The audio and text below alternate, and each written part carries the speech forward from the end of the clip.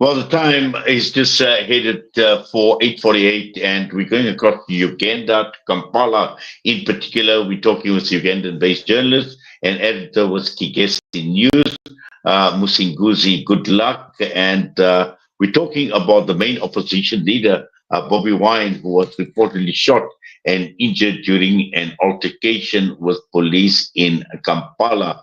Musinguzi, good morning to you, and welcome to the show.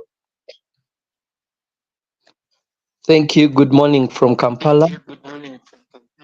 I'm Fred Musinguzi. Good luck. Yes, Musinguzi, let's talk about Bobi Wine. And obviously, we know he has emerged as the most formidable opponent of the veteran President Yoweri Museveni. And apparently, he has been shot in the leg by security guards. And let's just talk about, his party, the National Unity Platform. We know that they've obviously been making a lot of inroads as well. What is the background to the shooting of Bobi Wine? Thank you very much. There's quite a lot that is happening on the political front in Uganda. National Unity Platform, led by Bobi Wine, is the biggest opposition political party in Uganda, and therefore he was invited by one of his lawyers in a private function at his home in the suburbs of Kampala. But this lawyer is intending to stand against one of the National Unity Platform formidable forces called Betty Namboze. And therefore, while in the last election, it was easy for the party to have one candidate, this time round, it seems there is going to be a competition in the party.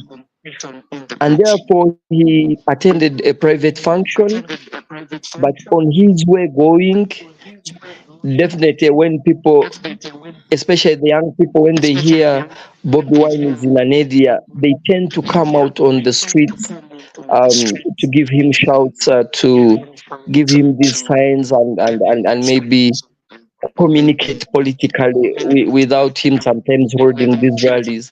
So sometimes wherever he passes, crowds follow him. And therefore, for us, as a country, we were dealing with these other issues.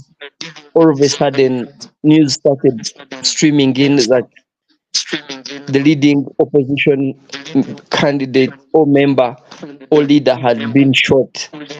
First, it was like shockwaves. We have had also another history where in September 2009, the Kabaka or the King of Buganda, who leads the people through his prime minister was stopped from going from a place called Kayunga. Hours or minutes when it was announced that he had been stopped, did violence start across, especially here in Kampala. And therefore, we had a very difficult time. In the last election, when Bobi Wine was attacked or arrested in a district called Ibuka in eastern Uganda, and one of the bloggers who later on became a member of parliament, when he went on radio and said he has been arrested, beaten badly, and I can't tell whether he's alive. Again, we went in that sporadic fighting and we ended up losing so many people. And then after this attack on Bobi Wine, we thank God that it has not, gone that way. But definitely he has come out of hospital. He made a statement yesterday. He said, I had the minor surgery. but I had to leave the hospital for my safety and also for the safety of other people who are using the hospital in Kampala. And therefore, this sort of starts us again on the road to 2026. And it shows that hopefully violence does not again describe what we went through in 2021. Yes. Now let's just talk about the Museveni government. Now we've heard,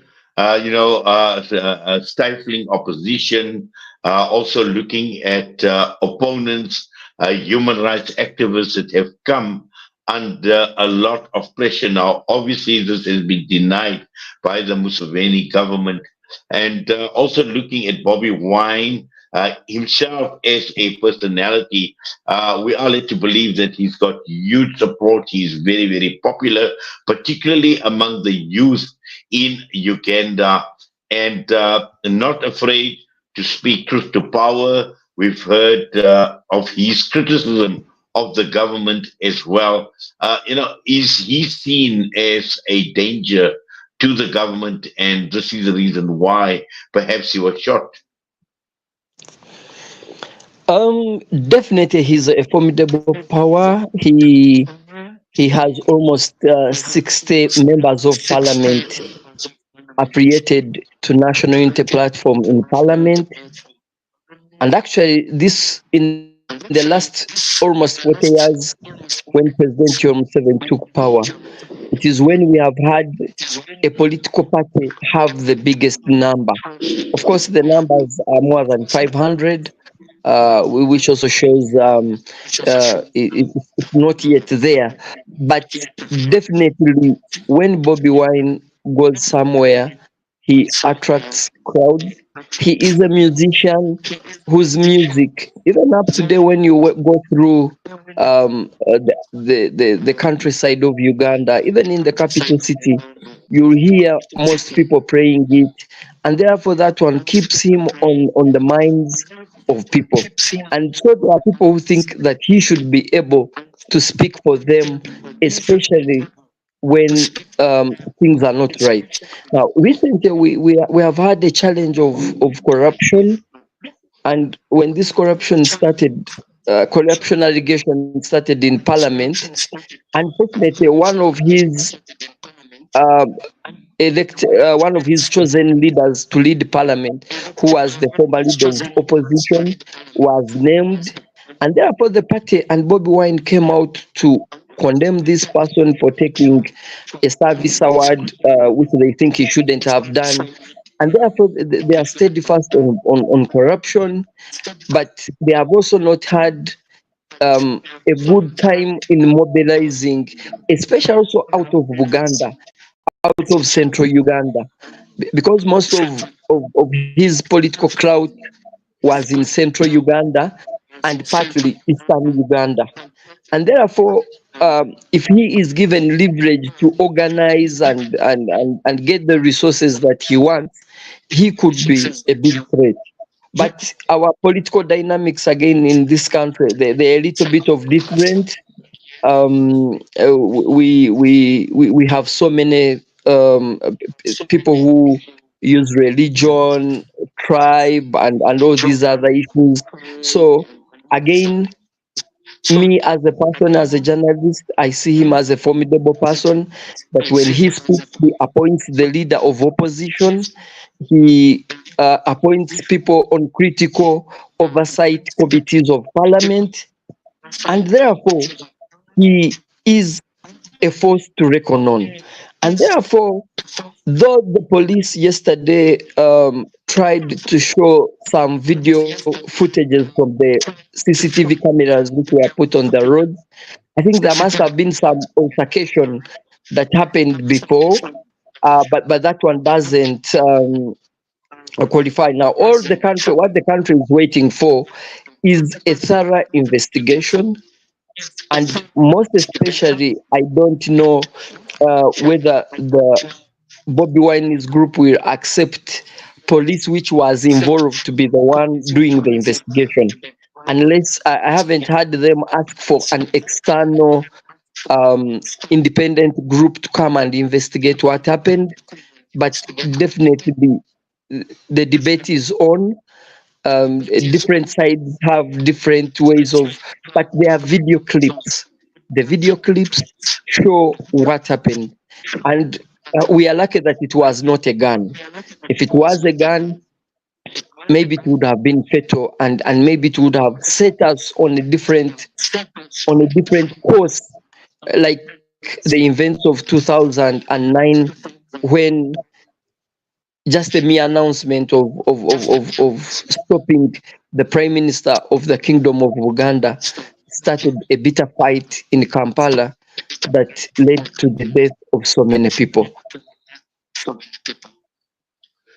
Well, Musinguzi, I thank you for that and for your time with us this morning. We certainly will follow developments in Uganda. We will keep an eye out on Bobi Wine as well, and let's see what develops from there. But for now, we thank you for taking time out and talking to us right here on Salam Media. Thank you very much. Uganda-based journalist and editor with Kigezi News, Musinguzi. Goodluck with us against the background of Uganda's main opposition leader, Bobi Wine, who was reportedly shot and injured by police in Uganda. Once again, a quick break, and this time around, we will be taking a look at the Western Cape Education Department because they've got plans to cut teachers, and this means job losses. And we'll be talking with the Deputy Provincial Secretary from SATU. We'll be talking with Kenneth Williams.